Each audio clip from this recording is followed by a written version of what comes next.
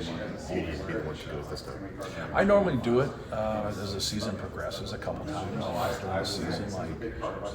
You're always talking to them in film. You're always talking to them when you're preparing. You're always talking to them in practice. You have a lot of opportunities, but just sitting down, I think sometimes other things can bother players that are outside the game. And so you got to make sure everybody's kind of not fighting themselves. Sometimes you're fighting yourself to get to a point, and you're trying to do it, but other things are bothering you. So you just want to make sure that they understand through film and through what we're doing and how everything is going, because we've put ourselves in a pretty good position at halftime in these 4 games.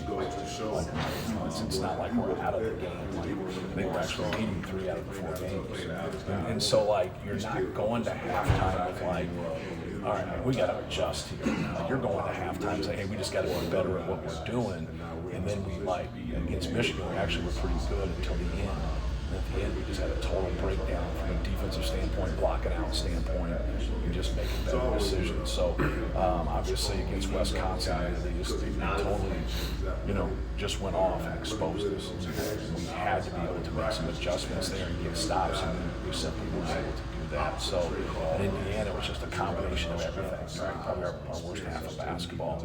The whole year against Michigan State, we're giving up 10 dunks in the game. So we got to keep the ball out of the paint. We got to protect the rim.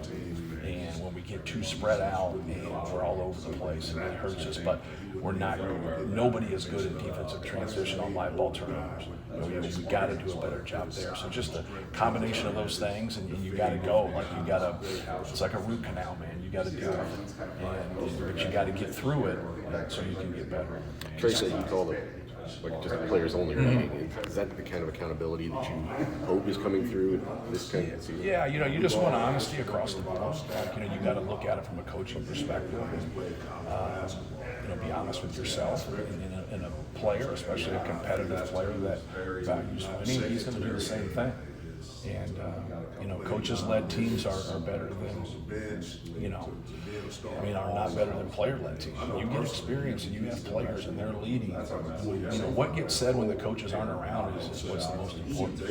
And I think that's a huge piece for any team, especially when you have some struggles like we've had here in the last couple of weeks. It's kind of a broad question, but there's been a lot made in this changing college basketball landscape about whether or not coaches can still be hard on their teams and have honest conversations and maybe coach their teams the way they used to. In times like these, do you feel like you have to acclimate to the times at all, or can you still coach the way you did 10 years ago? No, you can still coach, but I've always been somebody that has tried to hold guys accountable. You can do it in a lot of different ways. You can be demanding without being demeaning. I think that's the best way to really put it. And that's what we've always tried to do, is just be honest with guys. You got to get people that competitive character. And I think we have a high, character in that area, but we haven't shown that here of late. And that's what we got to do a better job. And to me, it just comes down to doing your job and having fun with it, having fun competing and going at your opponent. UCLA is really going to guard. Just what makes them pretty good defensively? Who's that now? UCLA. He's a good coach, man. They have a good system. They're very aggressive. They're good on the basketball. They have a lot of interchangeable pieces. They can go smaller and really get into you. And they can go bigger. They can have quickness and size on the floor at the same time. So, more than anything, you got to be able to attack them, with smarts, but you also got to be able to attack them without turning the basketball over.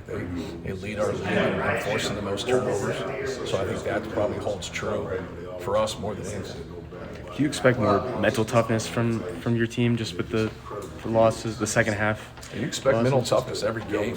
That's what you have to have. You have to have mental and physical toughness.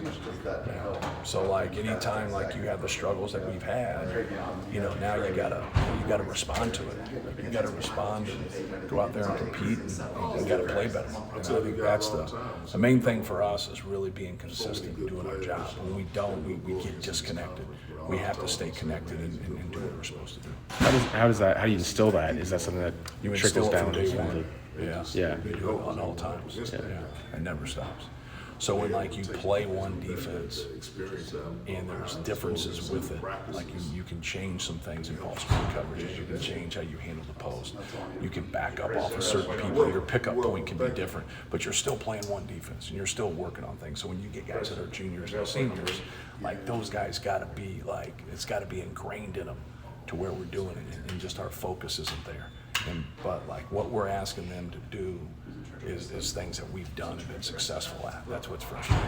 Like it's not something like we haven't been successful at. Like we've forced turnovers before, we've kept the ball out of the paint before, you know, and that's what we have to do. We have to keep the basketball out of the paint and not let people live in there.